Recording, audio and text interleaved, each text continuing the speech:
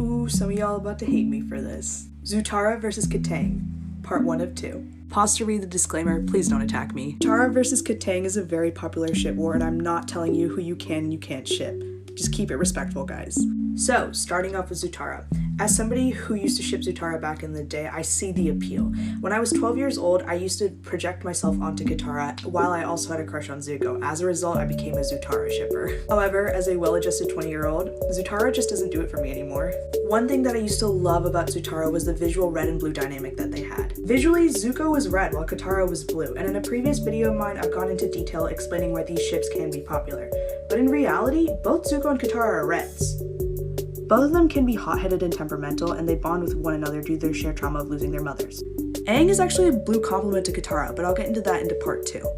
With that being said, Zutara is definitely my guilty ship. Just keep it respectful, guys. Hi, and welcome to part 2 of Zutara versus Kataang.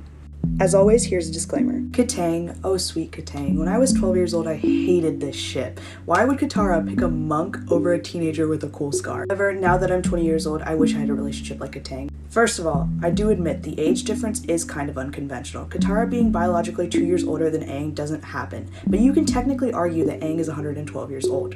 But that's a technicality, and I don't accept those, so I concede at that point. 2. Aang has always cared about Katara. When he first burns her in book 1, he goes as far as to say that I will never firebend again, and he's only able to trigger the Avatar state for the first time when Katara is in danger. 3. Aang is a blue complement to Katara's red. Katara tends to feel strongly and emotional, and on various occasions, Aang is the one who calms her down. Example, whenever she fights Toph. Finally, I believe Kataang is such a beautiful ship because it puts a twist on the childhood lovers trope.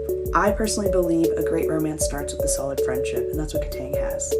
I recommend the comics, they're so good.